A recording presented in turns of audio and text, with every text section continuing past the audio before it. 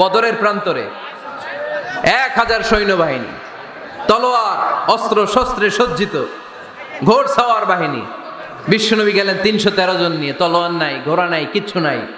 আল্লাহর উপর ভরসা করে বিশ্বনবী এক মুষ্টি বালি নিয়ে ওয়াশাহাতিল উজু বলে নিক্ষেপ করলেন।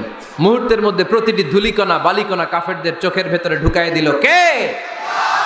কারণ আল্লাহ তখন বিশ্বনবীরে ডেকে বলেছেন, নবী আপনি যখন বালু মেরেছেন নিজের হাতে মারেন নাই, যখন বালু নিক্ষেপ করেছেন মূলত আমি আল্লাহর হাত দিয়ে বালু মেরেছেন।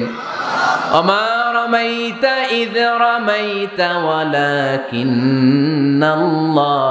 রামা।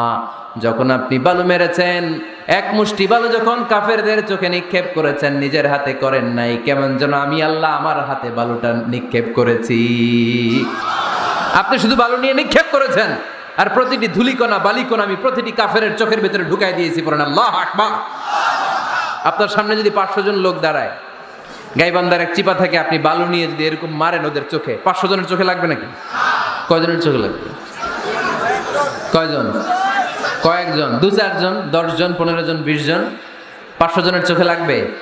তার মানে বিশ্বনবী যখন বালু মেরেছেন এটা 1000 কাফেরের চোখে পৌঁছে দেওয়া সম্ভব ছিল না। বিশ্বনবী শুধু মেরেছেন, ওইখানে বালু কণাগুলো কাফেরের ধুলি কণাগুলো কাফেরের চোখের ভেতরে পৌঁছে দিয়েছে কে?